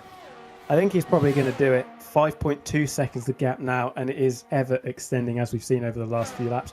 This is the only on-track battle on the final lap of the race. Is Alhamdulillah going to be close enough down the Kemmel Straight to try and reclaim 9th place? Woolly Blobs gets ahead of Ice Boy further behind them, about 3 seconds behind this pair, and the Mercedes is not close enough to get past the Mercedes customer team. The Aston Martin holds on to 9th place, but out in front, Cameron Searle is in the final sector, and the last sort of 8 laps or so have not been anywhere near as exciting as the first 14, and that is because the AlphaTauri driver has absolutely dominated, and it is the perfect response to what was a hugely disappointing and shocking event that took place on the opening lap in Vegas. Cameron Searle has been a class above the rest of the field and comes around the bus stop to take a dominant victory here in Spa. It's going to be almost 10 seconds clear over the line, but that will be cut by a third as Matty over the line in second place ends up just under 7 seconds back. Joe will take third place and the final spot on the podium, his first of the season. Jaraki will cross the line in fourth, but slip behind Assassin courtesy of that penalty. Geek, we were wondering, was he going to get the 6 seconds? I mean, he's 6.6 seconds now. He's going to well beat that Delta time. Over the line we come, 7th place, hugely disappointing. And it will be 80 who will end up around 6 or 7 seconds back. At the end, 8 tenths the margin. Look at this, coming out of the final corner. Zizi having to defend for one last time over Alhamdulillah. Ice Boy gets ahead of Woolly Blobs, courtesy of a penalty, and Wahali Warrior, who has had a little bit of a stinker, will come home in 13th and last place. Wasn't the most enthralling end to the race, but we did have some controversial talking points. Yeah, that was definitely one of the races of all time there. Cameron Searle coming through a bit of a redemption arc, going from not barely even starting the last race to putting out a 9-second gap on track to them and winning it by a rather convincing margin. He's kind of putting a bit of a Max Verstappen in 2022, going from either winning the race or not finishing it at all. So hopefully he can keep up the streak of going for it just that little bit more. Well, that is the Belgian Grand Prix, and it was Cameron Searle who dominated, lifting up into the air. And I think he's going to be have some of his competitors bowing down to him because he was so much quicker than everyone else. Took pole position by half a second and ended up 10 seconds ahead on the road come the end of the race. And he had to work for it as well. Was lucky not to get caught out in the little bit of a skirmish between Joe and Geek, which I'm sure we will ask Joe about when we get our podium sitters into the interview box. But it is AlphaTauri, Williams on the podium. And after the eventful Las Vegas Grand Prix we had last week, it's a little bit of a crash down to earth because it definitely wasn't a classic. Yeah, it was definitely a return to the usual suspects on the podium. Last week, had quite a few new faces and some old faces returning, but this time it was part of the usual grouping of people with Cameron Searle, Joe, and Matty. Doing very well in that Grand Prix indeed. Obviously, Joe, interesting from him. He said that he would try to do a last to first, but then he just decided, well, he's starting P2 in this Grand Prix, may as well go right to the end of it. He potentially made Geek do a last to first. Maybe that was his plan. We'll have to wait and see because obviously we have no idea what happened with that contact because we didn't see it because the spectator cam in this game is not overly great, unfortunately. So, we spent most of the time when Matty was having his connection issues looking at a crane and then some trees and, we're just admiring the views of the forest. But once we get our third place driver, Joe, into the preparation room, we will bring the Williams driver in to discuss, from his side, what was a pretty eventful race. Definitely one of the less eventful races going into the end of that, but definitely without its spots of action in the beginning because you had quite a few skirmishes going on, and then everything kind of died down, and then it kind of picked up a bit in mid race, and then afterwards people were starting to filter into where they were and just thought about where they were going to be finishing at the end of the race. Absolutely. And it does mean for the championship, it is an interesting one, thanks to Geek having that incident that will cost him a few points. I think Matty will take over the lead of the standings despite not winning a race. He's finished second, 7th last week, and second once again. Obviously picked up a handful of points for the sprint race as well. Shall we do some interviews to conclude what has been a long night's action? I think we shall indeed, yes. Third place in first? Yes, it is. It is Joe. A first podium of the season. The win, looking at it from the outside, Cameron Searle pulled 10 seconds at the end. Probably wasn't in your hands, but a decent haul of points. Yeah, not too bad. It was a bit of a funny race. I mean, I'm quite happy with it considering I haven't touched the game in 2 weeks and I was kind of nowhere and then put an all right lap in quali and didn't completely disappear in the race, although definitely didn't have an edge on people who had been practicing for many, many hours. So I will take it for now, although there was some funny business that occurred in the race. So we'll see what that results in. Well, I mean, we'll get on to that, but we were discussing during qualifying that the reason you retired was because you were considering doing a last to first challenge. Was that correct? Yeah. I can't win. I missed 2 races and I had a rubbish first race. So I was like, I should have some fun. And then I completely forgot that I was doing it. So I retired after the first lap. I mean, you banged in a pretty quick lap early on because you were still second come the end of the session. We've got to talk about the controversial moment. We unfortunately weren't able to pick it up on the stream because of the terrible way that the spectator camera works in F1 23. Could you explain what happened with yourself and Geek? I don't know, to be honest. I need to have a look at it. I don't know if I turned left or if there was a bit of netcodey moment. But it looked like the thing where you barely touch someone and then you both go flying kind of ordeal. But I haven't. I need to see the replay thingy because I have no idea really what happened. I was just kind of going down straight and then not straight anymore. And the race pace didn't look too bad up to that point, did it, Alex? You were able to keep in that train and sort of flip-flop for positions up until that collision took place. Yeah, I mean, Cameron was untouchable, as he often is. There's only so much you can do with a controller, especially in this game with the amount of deg you get. There's only so much you can do. And the setup I was running, I think, was pretty rubbish, to be honest. It wasn't very good. So, but it wasn't terrible. It wasn't excellent. Yeah, it was just pretty mediocre, pretty mediocre all around. But considering the amount of time I put in, it's not awful, I guess. Yeah, that was a very, very well executed P3 there. You had a couple of moments. I mean, you at one point you were trying to even fight Cameron there for the win, but it looked like Cameron was a little bit too racy for you.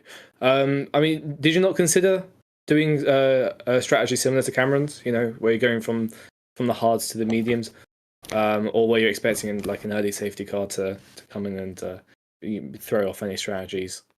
I wanted to start on a slightly softer compound just because Cameron is better and he was going to be faster. I wanted to try and stay in a train because if I was on the hard side, he probably would have just ditched me, and then I probably would have been eaten up by the guys behind me on their fresher tires. So, I mean, the hard would have been nicer. I think it's nicer to end on the softer tire. But I think from a strategic point of view and not having to overtake a bunch of people later on, it was probably better to do the medium hard. I might have been able to extend because actually Jarek looked quite good on his medium soft. So the extend to a medium soft might have actually been quite plausible because he made that work quite well. But yeah, don't really think I was fast enough to start on the hards and not be absolutely swallowed up by the rest of the field. A good podium, though. A nice haul of points. Got a good handful in the sprint as well. And overall, a pretty successful weekend. Yeah, not too bad. Not too bad. Thanks for talking to us. And Thank you. We will see you next week in Baku. I'm not here next week, sadly. Oh, no. We won't see you then. Well, do you know when we will see you next? Whatever's after Baku. I'll be there. I'll be back for 5. Oh, I'll be back for China. We will see you then. See you at China. I know. Hopefully. Hopefully. If you're in the interviews. Yeah. Thank you. 1 Williams in third, 1 Williams in second, and Matty, the reigning champion, takes home second place in the race. But we'll probably be a little bit disappointed with how it panned out. Matty, second place. It's a good haul of points, but the pace to win just wasn't quite there, was it? No, it wasn't at all, but I'm fine with that. First half of the race, I was thinking, is it going to be 4th or maybe 3rd? But I've ended up 2nd by 9 seconds before any potential penalties. But yeah, it was an okay time.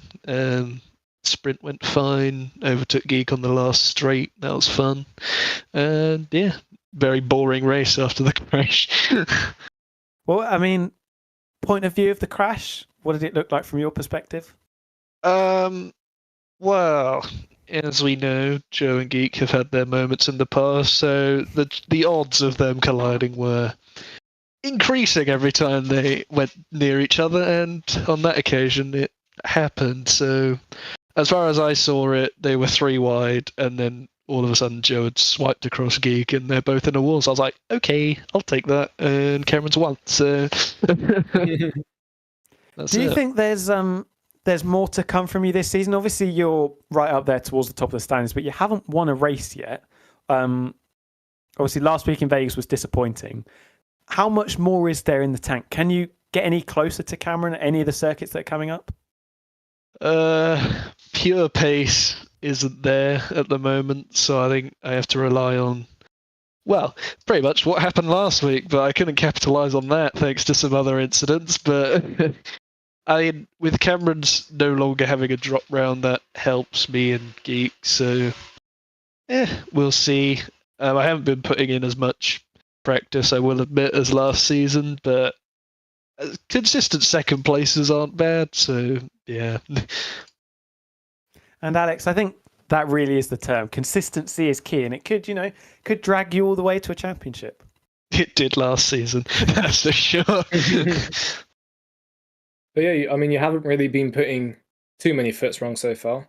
It's been looking quite consistent so far. Like you had a bit of a moment in Vegas, going from last to first more times than I can count, really, which was quite interesting, to be honest. I'm kind of sad that we didn't get to talk to you about that, because that was quite interesting, where you kept getting punted down and then bringing yourself all the way back up. But your pace has been very good so far, regardless of what track you're driving on. I mean, you got a P2 in Australia, just to show you how consistent it can be without the external interference of the gods sometimes. Yeah, I mean, even in Vegas, I was on course for P2 before yet another crash, so that was really annoying. I mean, Geek was by far the fastest, less chaotic driver that day, so he deserved that one. But yeah, still processing the events of last weekend, but that's fine. We're second today, and that's all that really matters. Baku, how confident are you feeling? I am a Baku enjoyer. Less so China, but Singapore is where it's at. That's the current state of my thoughts, but we'll see. Baku's always chaos, so yeah. A solid start to the season, though. A couple of second places, and you're in a good spot going towards the second half of the season. Yeah, it could have gone better, but could have gone worse. And I still have a drop round, so that's all that we can take from that. All's well so far. Thank you for talking to us, though, and we'll look forward to seeing what you manage to conjure up in Baku next week. Indeed. Thank you. 2 Williams, second and third, but in a class of one out in front. That is the only real way of putting it. It is Cameron Searle. Alex described it almost perfectly as the revenge arc from last week, and I think you'll be pretty satisfied with how that race has gone. Yeah, that's putting it mildly. Yes, and revenge arc. Yes, couldn't have put that better myself. Yeah, helped by Joe, put it mildly, but yeah, sort of went to plan, I think. I mean, class of one is the way that we have to describe it. You're so far clear of everybody else in qualifying. Had it covered. I mean, from the second lap, you had pole anyway. The two guys that were still going at the end, Geek and Matty, they weren't able to get anywhere near you, still half a second down. And the race, I mean, it just looks so easy. Yeah, it definitely wasn't easy.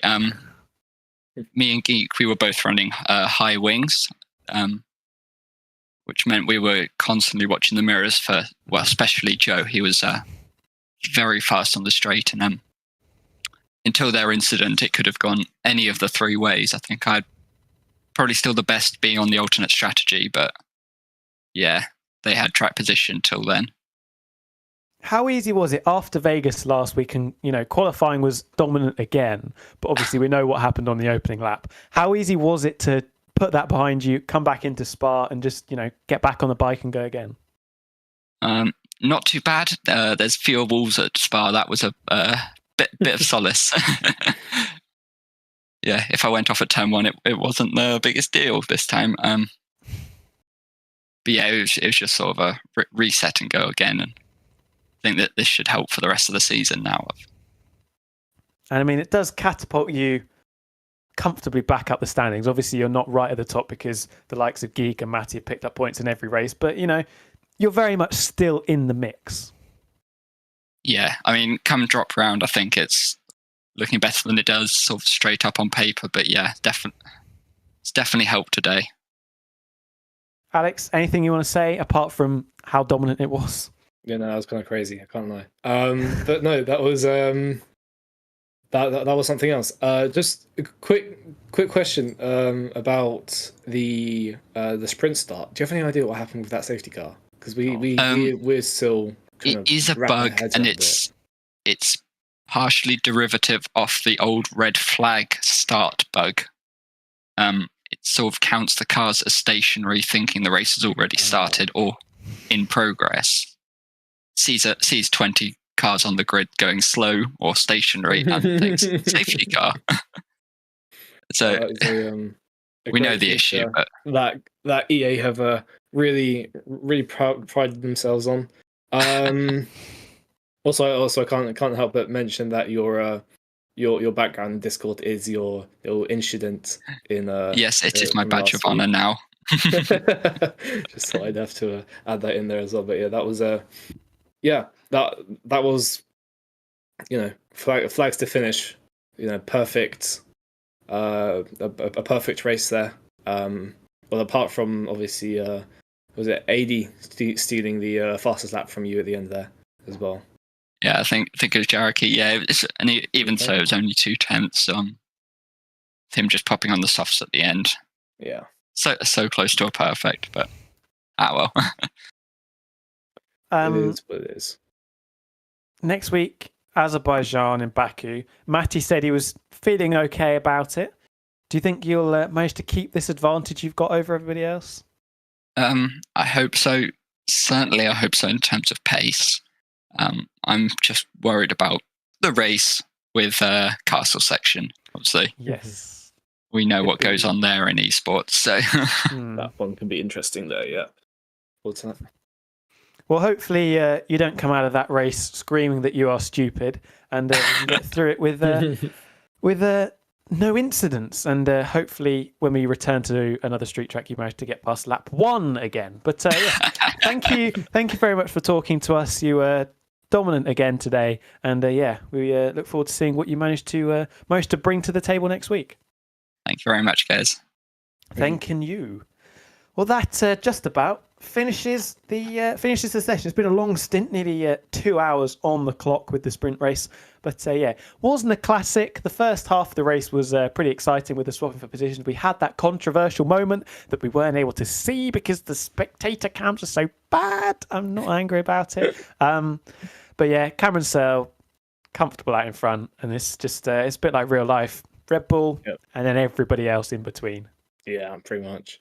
Well, that is just how it is, Hopefully, actually, we can try to grab some onboards from other drivers and try to chuck that into if we are doing if we're doing highlights this week.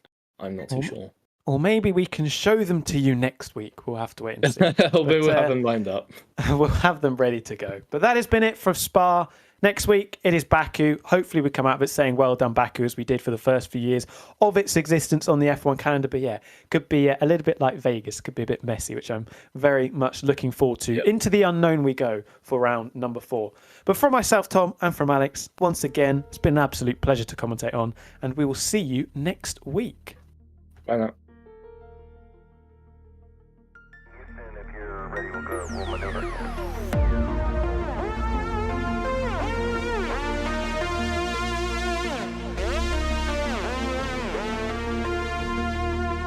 Reaching out.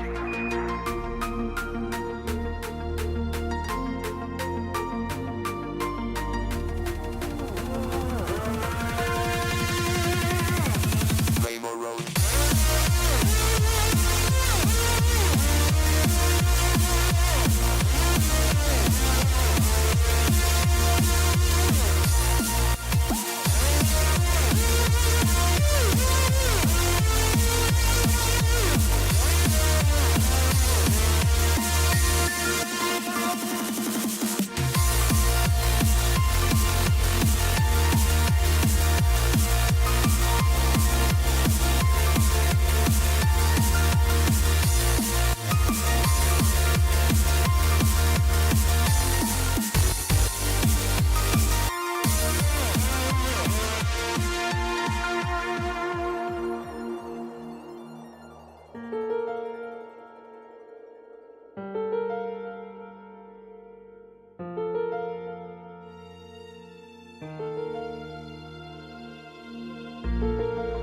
There is no place and no moment in history where I could stand and say, oh, British begins here, now.